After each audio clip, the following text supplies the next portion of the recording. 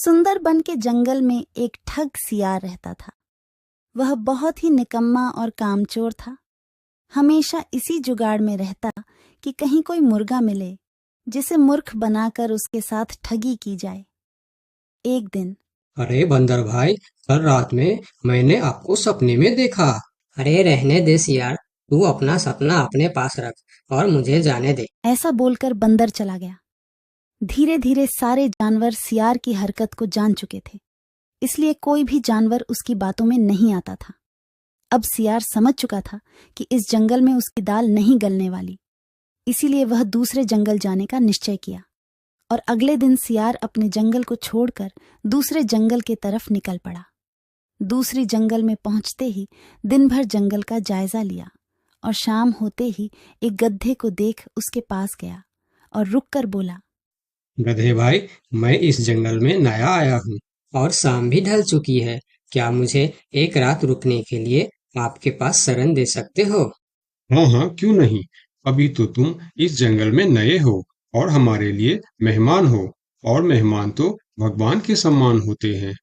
ऐसे कहते हुए गधे ने सियार को अपने पास रोक लिया और उसे सम्मान के साथ भोजन कराया।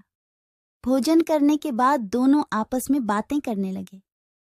सियार ने गधे से बोला, अरे गधा भाई, इस जंगल में पीपल के पेड़ के पास एक तालाब है। जानते हो उसके बारे में? हाँ हाँ, पीपल के पास एक तालाब है। वह तालाब कीचड़ से भरा पड़ा हुआ है। उसका पानी भी बहुत गंदा हो चुका है। यहाँ का कोई भी जानवर उसका पानी नहीं पीता है। सियार ने अपनी आवाज को धीमा करते हुए बोला, क्या तुम जानते हो, वह सोने चांदी का तालाब है।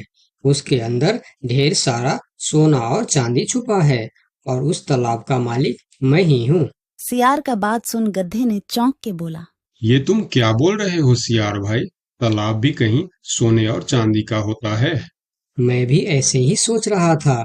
मुझे भी इस तालाब के बारे में कोई जानकारी नहीं था, लेकिन कुछ ही दिन पहले मेरे पिताजी मरने से पहले सारे संपत्ति मेरे नाम की। उसमें यह तालाब भी है और आज मैं अपनी संपत्ति देखने के लिए ही यहाँ पर आया हूँ। यकीन नहीं होता तो यह थैली में देख लो, जो मैंने अभी इस तालाब से निकाला है।